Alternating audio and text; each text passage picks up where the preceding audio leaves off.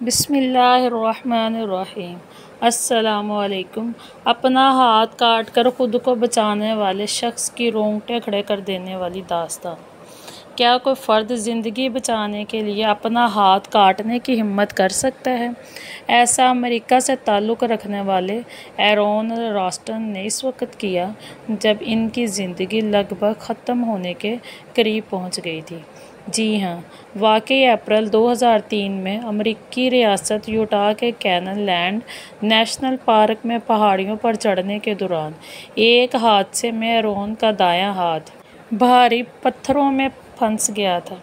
वो इस वक्त एक तंग दौरे पर चढ़ रहे थे और एक भारी पत्थर इनके दाएं हाथ पर गिर गया और वो एक चट्टान पर फंस गए।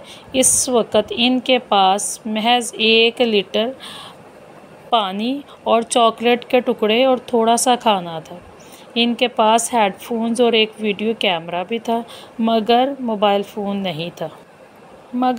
फ़ोन नहीं था और होता भी तो वहाँ मोबाइल कवरेज मौजूद नहीं थी। और सबसे ज़्यादा तशवीशनाक बात यह थी कि इन्होंने किसी को भी नहीं बताया था कि वहाँ कहाँ जा रहे हैं। अमेरिकी रियासत कोलोराडो के रहायशी बोल्डर की ज़िंदगी की बका के लिए की जाने वाली इस हैरत अंगेज़ जद्दोजहद पर एक मकबूल फ़िल्म भी बनी थी।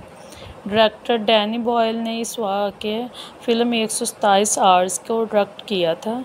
अगर तो आपने इस फ़िल्म को देखा है तो यकीनन एरोन की कहानी से बखूबी वाकिफ़ होंगे, जिसका मरकज़ी किरदार जेम्स फ्रैंको ने अदा किया था और बेहतरीन अदाकार समेत बेहतरीन फ़िल्म स्क्रीन प्ले समेत 6 ऑस्कर अवार्ड्स के लिए नामज़द किया गया। ताहम किसी में कामयाबी नहीं मिली।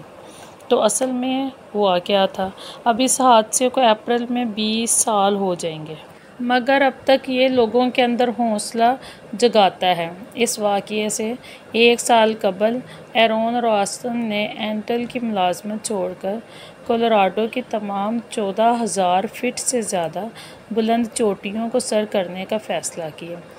इसमें इन्होंने यूटा के पहाड़ी इलाकों 2003 को सर करने का फ़ैसला किया और वहाँ के तंग रास्तों से गुज़रते हुए फ्री क्लाइंबिंग जेम्स और रस्सियों से ऊपर चढ़ने जैसे तरीक़ों की मदद की।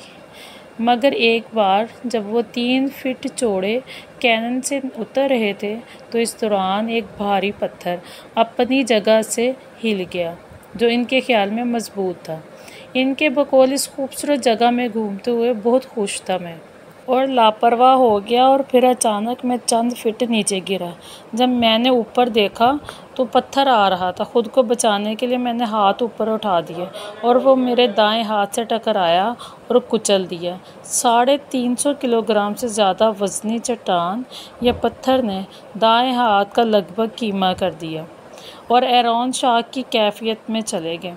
और पहले तो इन्होंने ये पुरमज़ा महसूस हुआ, ताहम फिर तकलीफ़ ने हमला किया और इनके बकौल अगर कभी आपकी उंगली किसी दरवाज़े में फंस गई हो तो इस वक्त होने वाली तकलीफ़ 100 गुना बढ़ा दे, जिसका तजर्बा मुझे हुआ। 45 मिनट तक वो तकलीफ़ और गुस्से से चीखते चिल्लाते और गालियाँ देते रहे, पर इन्हें एहसास हुआ कि पानी ही वह चीज़ है जो इनको ज़िंदा रख सकती है। चूँकि इन्होंने किसी को नहीं बताया था कि वो कहाँ जा रहे हैं, तो इन्हें इल्म था कि कोई ढूंढने भी नहीं आएगा। एरोन के बकौल मैंने पानी की बोतल को बंद किया और ख़ुद को मजबूत करने की कोशिश की। मुझे वहाँ से निकलने का रास्ता ढूंढना ही था। इन्होंने खुदकुशी के ऑप्शन को मुस्तरद कर दिया, मगर इसके साथ ही इतना ही खौफनाक मुतबादिल मगर फौरी तौर पर इनके जहन में आया कि अपना हाथ काट दें। अगला हिस्सा देखने के लिए कमेंट्स बॉक्स में नेक्स्ट लिखें और मेरे चैनल को सब्सक्राइब, लाइक और शेयर ज़रूर किया करें ताकि मेरे आने वाली हर वीडियो का नोटिफिकेशन आपको मिलता रहे। Thank you. अल्लाह हाफ़िज़।